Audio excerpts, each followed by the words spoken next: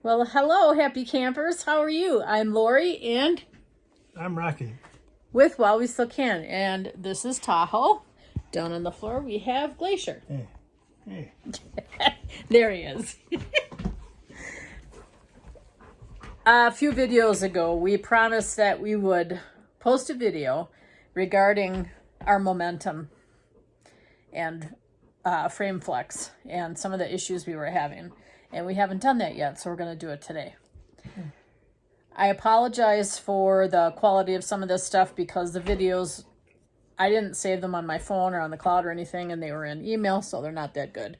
But I'm going to show you how this all came about. And this was last year, so the rig was 2, right? Yep. 2 years old. But when the cabinet pulled apart, and you'll see that, I think it was only a year and a half. So not that long. Watch my bucket list days video because he had 17 welds broken on his frame. The comment that I received after the very obvious damage was in the nose of our rig was that we overloaded the cupboards. And you can kind of see in the video what I had in there. There's not much. Sorry, it's kind of messy, but I had it in a little container and I just pulled everything out of there because I freaked. All right, so I'm going to show you that video now. It's actually a video of the video that's on my laptop, so hold on just a sec. So these are the odds and ends we had in this cupboard, and here's what's happening. Looks like the whole thing is pulling out of the wall, and it's cracked on the bottom. That pulled out. If I can get back in there, you can see how it's split. And get my hand out of the way. There, you can see. So you can see pretty significant damage. And I sent that video off to Grand Design, and customer service said, well, that's your fault because you put too much stuff in there.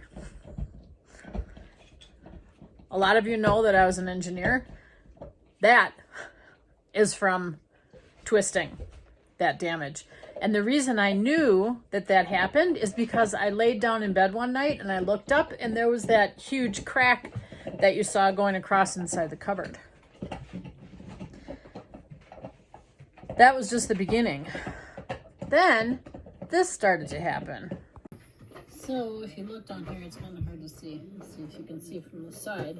But this right here is sticking way out. And if you feel it, it's a big screw or nail or some fastener poking out. And then I went over to the other side. And it's happening over here, right here. It's not as far out as the other side, but it's right there. Now I know what those bolts were. Those are the bolts that hold the walls to the frame. So not just on one side, but both sides of the rig, the walls were pulling away and the bolts were loosening up as we were traveling. Then, and I'll show you on the Brinkley, I don't have a video for that. I have pictures somewhere that I sent to them. But I'm going to show you in the joints of the Brinkley what we started noticing as well. So right here, where the steps are meeting the wall, you would see a scrape mark up about 3/4 of an inch to an inch along this area right here. And we have a different bed now, but this is an east-west bed. We had a north-south, as you could see from the video. And the cupboards where they were, there was a scrape mark, a good 1.5 inches, which means that whole nose of the rig was loose and bouncing around in there. It also, if you would stand up against the nose wall outside, like looking at your pin box, the pin box looked like it was tilted. long story short, after playing lots of games with our dealer and Grand Design, we traded it in on this wonderful Brinkley.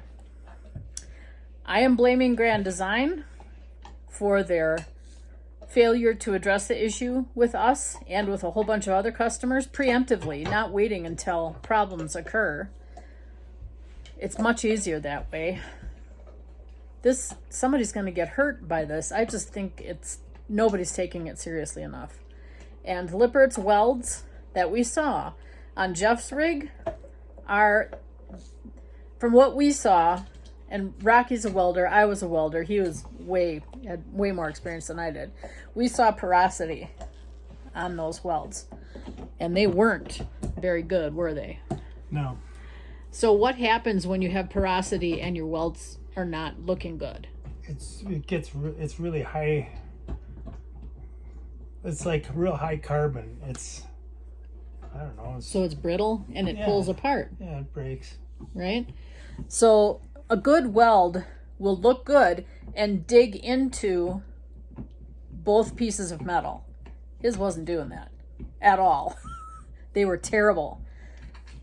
I don't know where their quality is. Anyway, so if you guys are noticing any of those conditions, scrape marks on your walls where things are scraping up and down, cupboards falling apart in the front, your bolts backing out in your bedroom, Nails pulling out of the floor. yeah, nails pulling out of the floor and squeaking. So basically the whole rig is basically starting to come apart. Get it addressed, okay? My goodness, we went from motorcycle ride and I looked like I was in a tornado. We're concerned about everybody. We want you to be safe. If you have any questions about this issue with us, let us know. We are not afraid to talk about it. As far as Brinkley is concerned, somebody said to me, well, Brinkley's isn't any better. Lippert makes theirs too. That's true that Lippert does make the frame, but Brinkley requires a lot more gusseting and more strength, and the welds are way better. We saw them when we were at the factory. I have videos. Heavier frame. Way heavier frame. So we feel confident that our Brinkley is going to stand the test of time, and it has. And if you're having, like I said, if you're having this issue or anything like that, get it addressed, okay? Now, get out there and go have some fun while you still can. Leaf springs, and What? they should be checking their leaf springs all the time. That's not really related, though, to the frame, is it? Well, it's related to those people. Oh, Lippert and those guys, and well, Dexter. Dexter. I think they're bringing stuff in from. Yeah, be China. careful. They're bringing things in that are inadequate and not meeting specifications that we would like to see met. Every engineering department has specifications that you're supposed to be meeting, and I really don't think they are. Enough said. Carry on. Go out and have some fun while you still can.